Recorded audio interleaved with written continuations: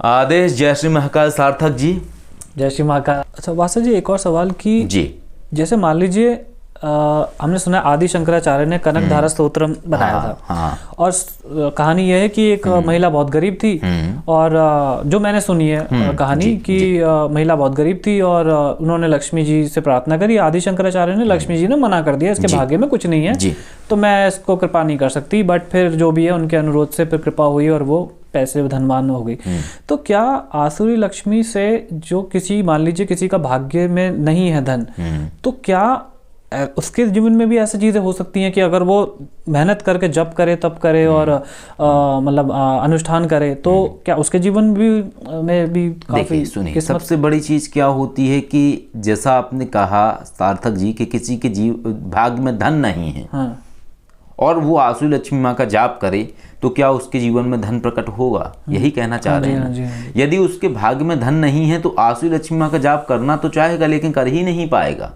अच्छा, समझे। भाग्य जब बदलता है जब व्यक्ति कर्म करना शुरू कर दे, तो यहाँ पे महत्वपूर्ण कर्म है। भाग्य का तो कार्य ही है उसको वो देना जो उसके भाग्य में है, लेकिन कर्मों के आधार पर भाग्य बदल जाता है। चुनाव आपने करना होता है जीवन में कि आपको क्या चाहिए।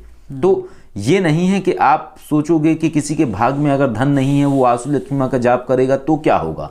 ये वैसा प्रश्न है जैसे किन्हीं ने लिया तो नहीं था, प्रश्न किया था उन्होंने कहा, शिवकेशी जी को मैसेज आया था, उन्होंने कहा अगर कोई व्यक्ति ब्रह्म कवच पहने हैं और सामने वाले ने भी ब्रह्म कवच पहना है, सामने वाला अगर तंत्र चलाएगा उसके ऊपर, ठीक है, और वो उसके ऊपर तंत्र चलाएगा, बताओ तो क्या होगा।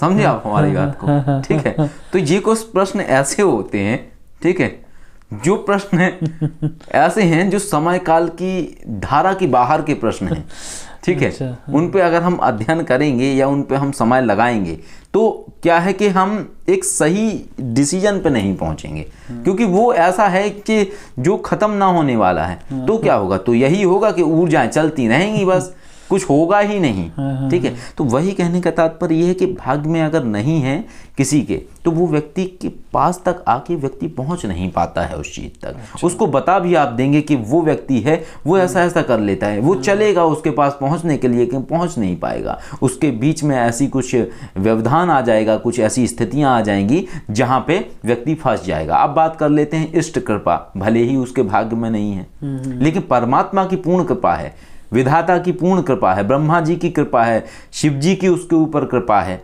नारायण की कृपा है, महादेव का अनन्य भक्त है। तो उसकी जो कुंडली के ग्रह हैं, कुंडली के ग्रह भी भाग्य बनाते हैं कहीं ना कहीं, तो वो उसको परिवर्तन करने लगते हैं। उनका जो भाग्य ऐसा है कि जो उसको कहीं ना कहीं धन के मार्ग रोक रहा है तो वो उनका परसेंटेज गिर जाएगा।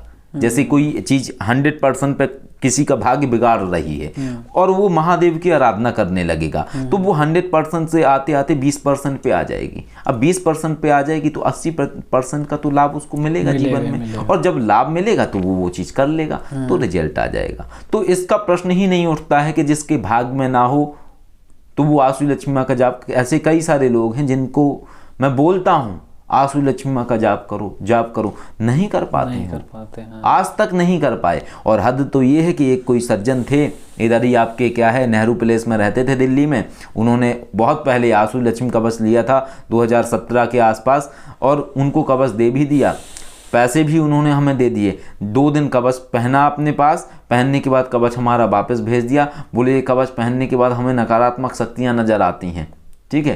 कवच भी हमारा हमें वापस दे दिया, पैसे भी हमें दे दिए, पैसे भी उन्होंने नहीं मांगे। तो ये होता है भाग्य।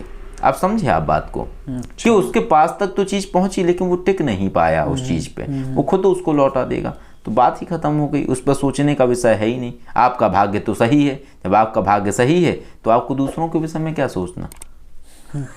हमारा उस चीज पर सोचने का कोई औचित्य ही नहीं है जिससे हमें कोई लेना देना नहीं है। जय श्री महाकाल। जय श्री महाकाल।